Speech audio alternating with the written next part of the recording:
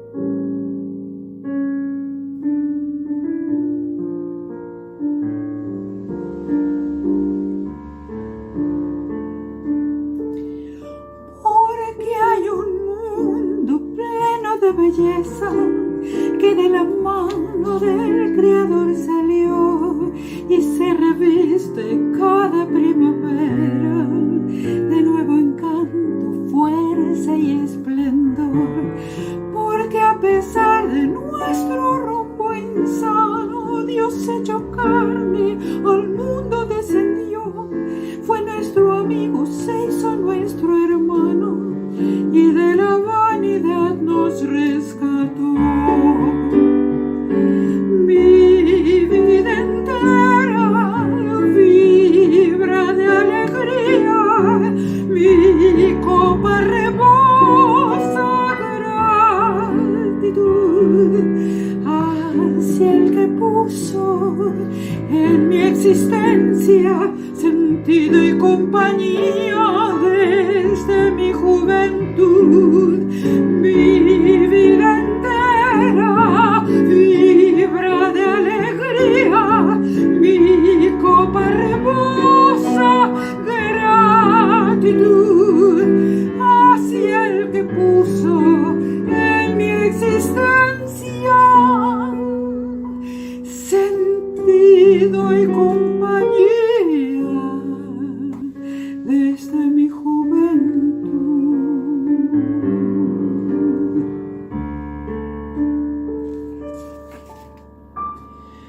Porque no solo entonces nuestra historia cobró sentido al paso de Jesús, sino que aún brilla su presencia y gloria en estos tiempos ávidos de luz, porque en las páginas de su palabra los pensamientos del eterno Dios siguen hablando a la conciencia humana con el acento cierto de su voz. Mi vida entera vibra de alegría, mi copa rebosa gratitud hacia el que puso en mi existencia sentido y compañía desde mi juventud.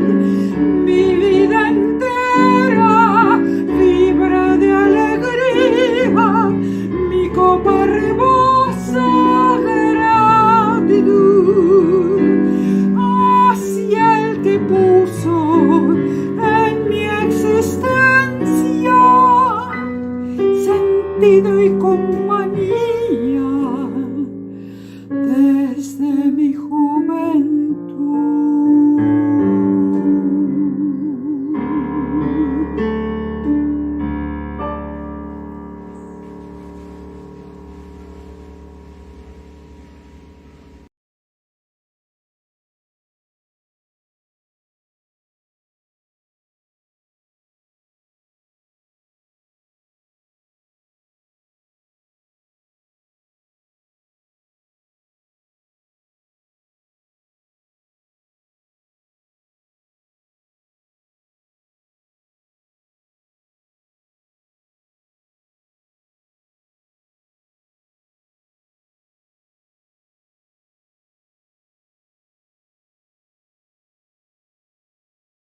Si entre ustedes hay alguno sabio y entendido, que lo demuestre con su buena conducta, con la humildad que su sabiduría le da.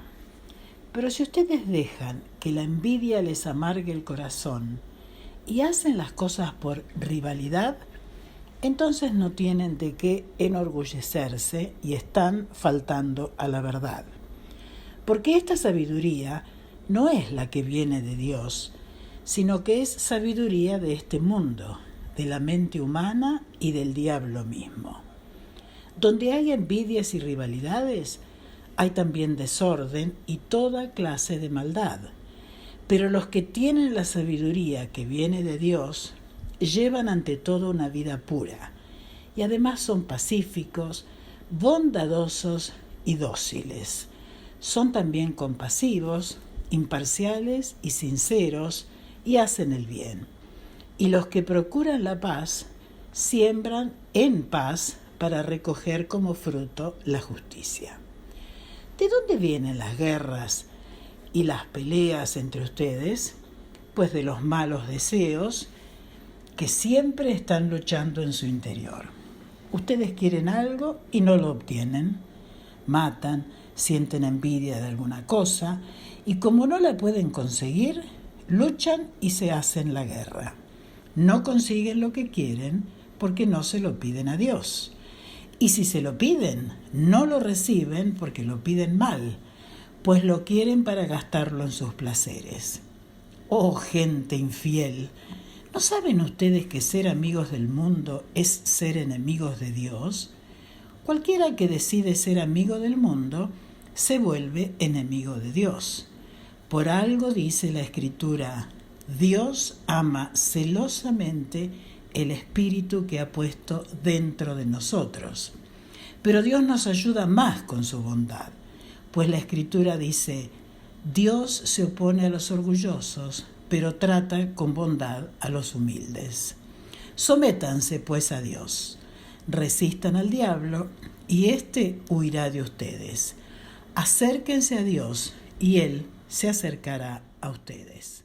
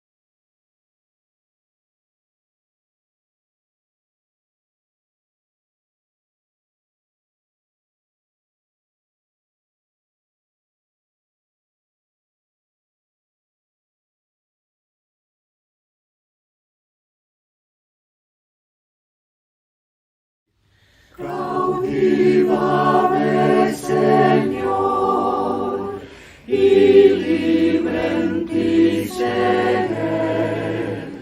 Anhelo ser un vencedor, rindiéndome a tus pies. No puedo ya confiar tan solo en mi poder. En ti yo quiero descansar y fuerte obedecer. Cautívame, Señor, que en ti mi voluntad tendrá un bautismo de vigor, firmeza y santidad.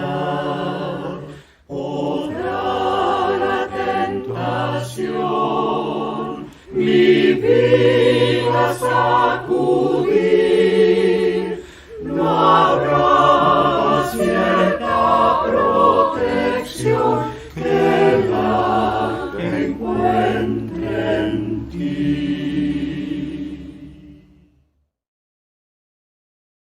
Jesús sigue caminando, enseñando, sanando. La gente habla de él. Pedro ha declarado quién es, el Mesías. Pero la fe de los discípulos no es firme. Necesitan una y otra vez escuchar al Maestro y tratar de entender.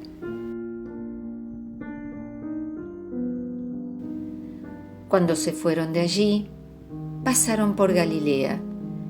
Pero Jesús no quiso que nadie lo supiera porque estaba enseñando a sus discípulos.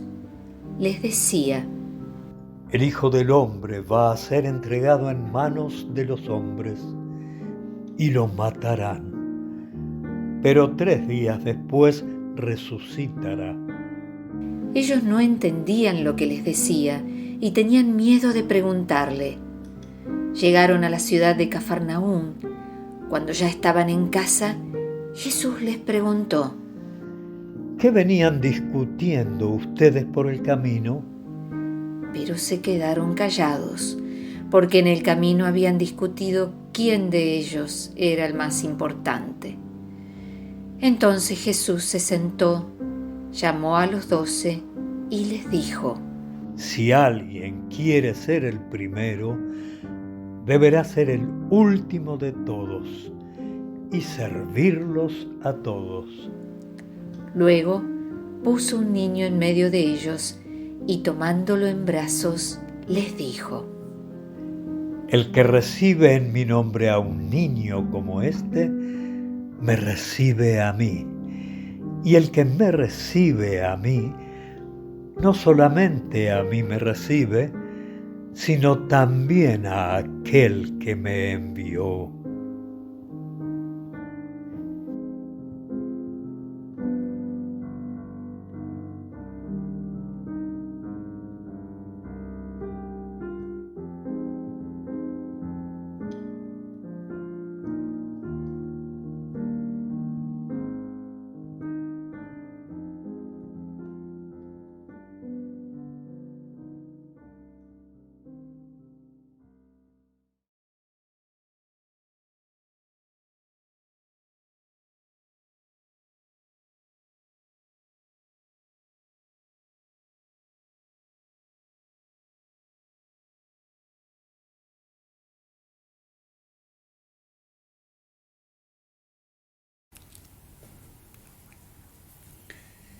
Voy a invitarte a reparar en un aspecto del texto del Evangelio. Por supuesto, hay un montón de aspectos, pero en este caso te pido paciencia por mis limitaciones. Yo quiero dedicarme, o puedo dedicarme a uno. Y es el siguiente. En el versículo 35, el Evangelio cuenta que Jesús dice que para ser el primero es necesario ser el último. Y esto significa servir a todas las personas. Y luego, en el versículo 37, dice que quien recibe a un niño está recibiendo a Jesús mismo. Es decir, que estos dos versículos establecen una relación entre el concepto de ser el último y de recibir a un niño. Así que de esto es lo que te propongo meditar en este momento. Lo último y la niñez. Si como Jesús propone, para ser el primero es necesario ser el último, repito, el que sirve a todas las demás personas, entonces tenemos que pensar que los niños y las niñas en esa época eran considerados lo último, porque si no, ¿qué relación hay entre lo último y la niñez? Para la cultura de aquel tiempo, los niños eran lo último en la escala social, lo último en la familia, lo último en la cultura. Es decir, que cuando Jesús da este ejemplo, los discípulos que están escuchando entienden perfectamente. Hay que ser el último, servir a todos, y luego hay que recibir a un niño, y quien recibe a un niño está recibiendo a Jesús. O mejor dicho, y perdonen el juego de las palabras que puede llevarnos a una confusión, en realidad los niños serían lo anteúltimo. ¿Por qué? Porque los seguidores de Cristo tienen que ubicarse como servidores de los niños. Es decir, estos que son considerados lo último, para seguir a Jesús hay que estar todavía por debajo de los niños. El que recibe a un niño me recibe a mí, dice Jesús. Y esto parte de un esquema que no está dicho, pero está implícito. Un esquema que yo llamo vertical. ¿Por qué? Porque habla de un arriba y de un abajo. Pero Jesús trastoca este esquema vertical de arriba y de abajo. Porque dice que en realidad para estar arriba hay que estar abajo, bien abajo. Y tanto trastoca este esquema vertical que Jesús, en sus palabras, en sus acciones, en su propia vida y en su propia muerte, lo convierte en un esquema horizontal. Ya no hay más arriba y abajo. En la escena del lavamiento de los pies de los discípulos, en el Evangelio de Juan, Jesús lava los pies de todos los discípulos. Se convierte en el último, claro. Y luego de eso, les dice que si Él, siendo el Maestro y Señor, ha hecho esto, ellos deben lavarse los pies unos a otros. Es decir, este esquema vertical de arriba a abajo se convierte en un esquema horizontal. Deben lavarse los pies los unos a los otros. También en el Evangelio de Mateo, capítulo 20, Jesús dice una frase que solemos recordar, o mejor dicho, deberíamos recordar más seguido.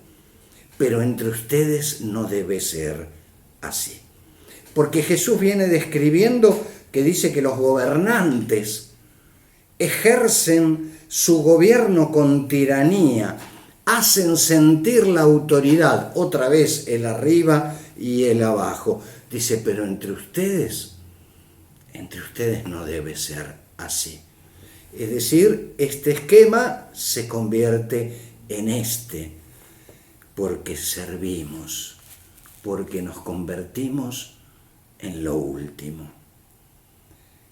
Entonces, ¿en qué consiste recibir a Jesús? Creo que esta es la pregunta que anda dando vueltas, porque si quien recibe a un niño, que era considerado lo último, recibe a Jesús, esta es la cuestión. ¿En qué consiste recibir a Jesús? Y muchas veces, desde la iglesia misma, hemos alentado determinadas conductas, ¿no? Recibir a Jesús en el corazón es vivir una determinada experiencia, a veces emocional, a veces racional, o ambas manifestaciones, y pasando luego por una serie de pasos, de testimonios que damos. Todo eso parece que es la señal, o por lo menos la señal más visible de recibir a Jesús. Y sin duda lo es una señal, pero no es la única. En realidad Jesús, en esta enseñanza a los discípulos, responde a esta pregunta: ¿en qué consiste recibir a Jesús? En convertirse en sirviente de los últimos. En la humanidad está este esquema vertical de los de arriba y los de abajo. Jesús dice: pónganse abajo, sean los últimos. Porque así recibimos a Jesús.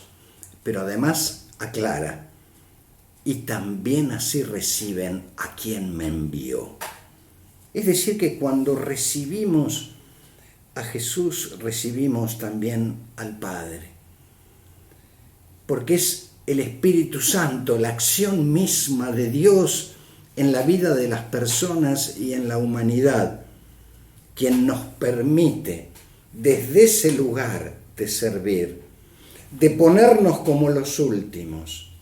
Así es que recibimos a Jesús, recibimos a quien envió a Jesús, recibimos al Dios Trino.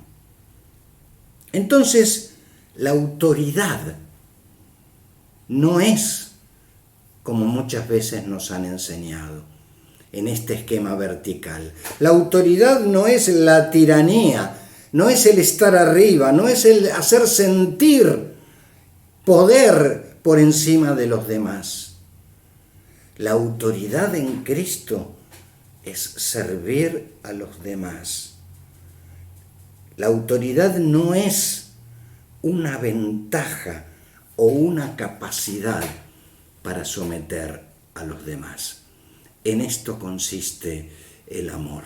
Y no estoy diciendo que esta es tarea sencilla. Es tarea de cada día, de volver a empezar, de volver a intentarlo. Cada uno en su vida y todos juntos como hermanas y hermanos en la iglesia. Cada día hay que volver a intentarlo. ¿Por qué? Porque queremos recibir a Jesús. Que hoy puedas recibir a Jesús en tu vida, siendo el último. Que Dios te bendiga. Amén.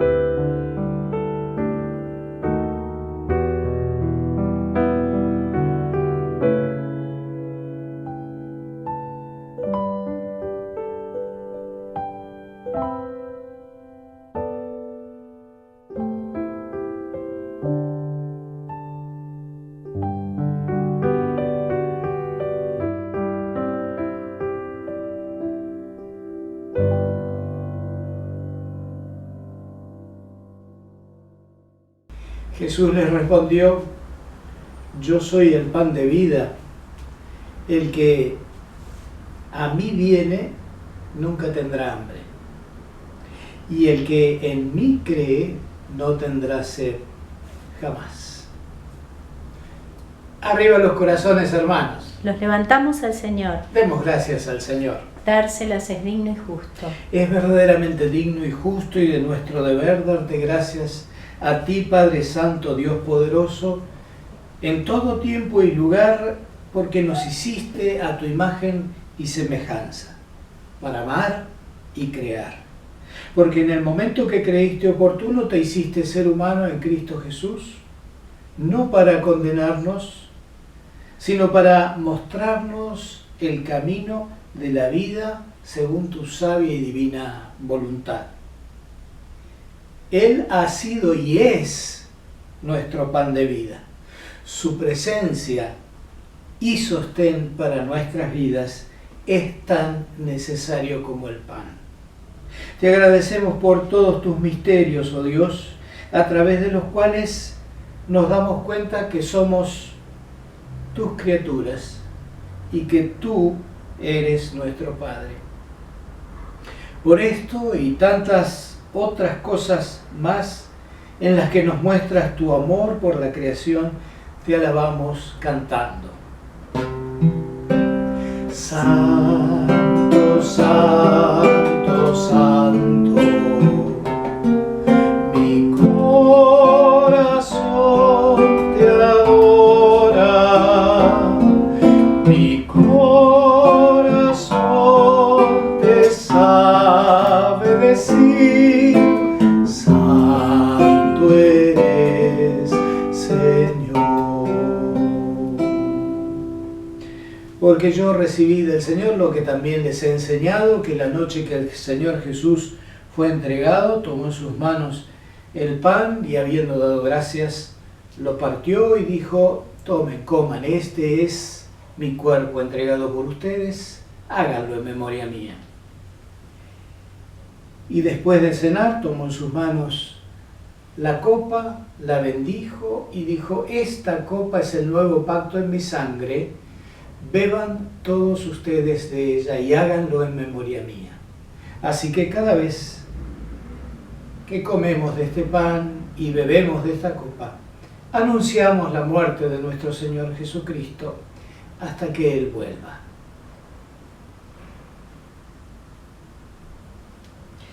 Bendice nuestros ojos, oh Jesús, para que te veamos en estos santos elementos. Bendice nuestros labios para que te reciban con reverencia. Bendice también nuestro corazón que anhela tu venida. Padre nuestro celestial, te ofrecemos este pan y este vino, dándote las gracias por todos los alimentos que nos provees todos los días. Con ellos nos ofrecemos a nosotros mismos, rogándote que por tu Espíritu nos santifiques de modo que toda nuestra vida sea un culto para ti. Que tu Santo Espíritu nos permita ver tu presencia en tu cuerpo y sangre en estos dones que te presentamos con fe. Por Jesucristo nuestro Señor. Amén.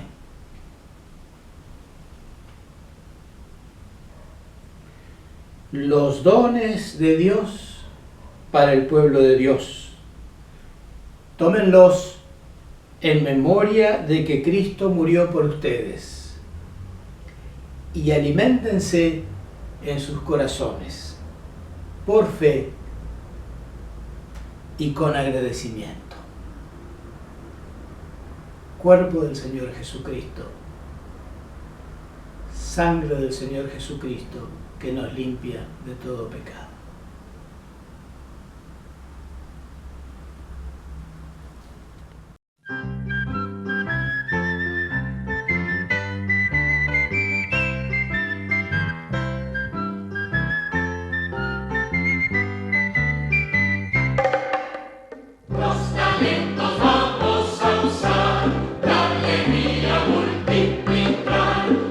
Divino a compartir.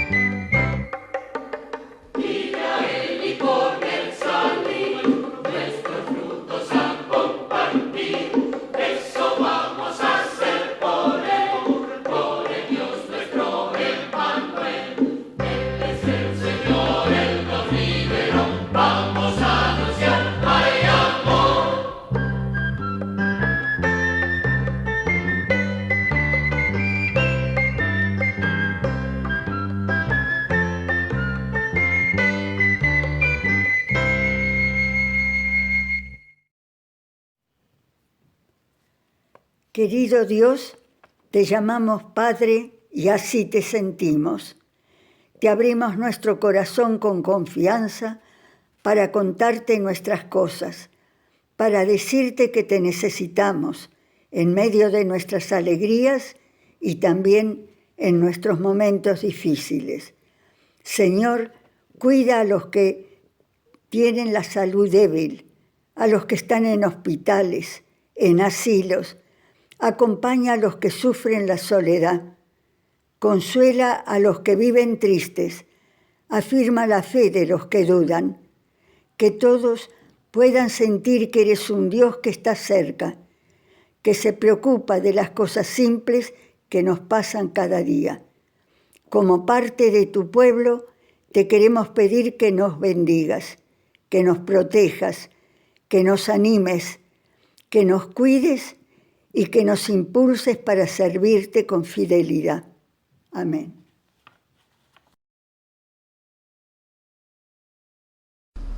Padre nuestro que estás en los cielos, santificado sea tu nombre. Venga a nosotros tu reino. Hágase tu voluntad, así en la tierra como en el cielo. El pan nuestro de cada día, dánoslo hoy, y perdona nuestras deudas, así como nosotros perdonamos a nuestros deudores. Y no nos dejes caer en tentación, mas líbranos del mal, porque tuyo es el reino, el poder y la gloria, por todos los siglos. Amén.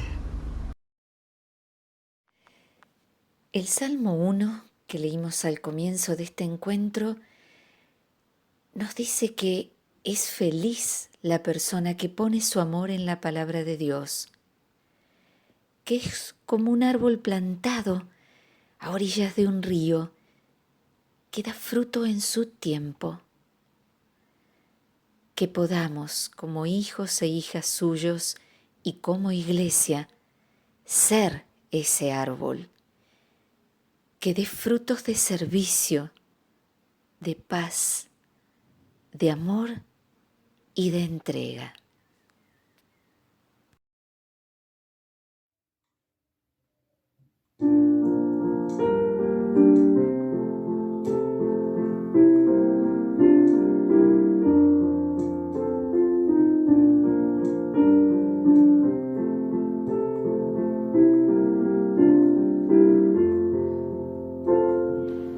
Que esta iglesia sea un árbol en el fondo de tu casa, que haya fiesta y alegría y oración bajo sus ramas, con raíces bien profundas y sus brazos hacia el cielo.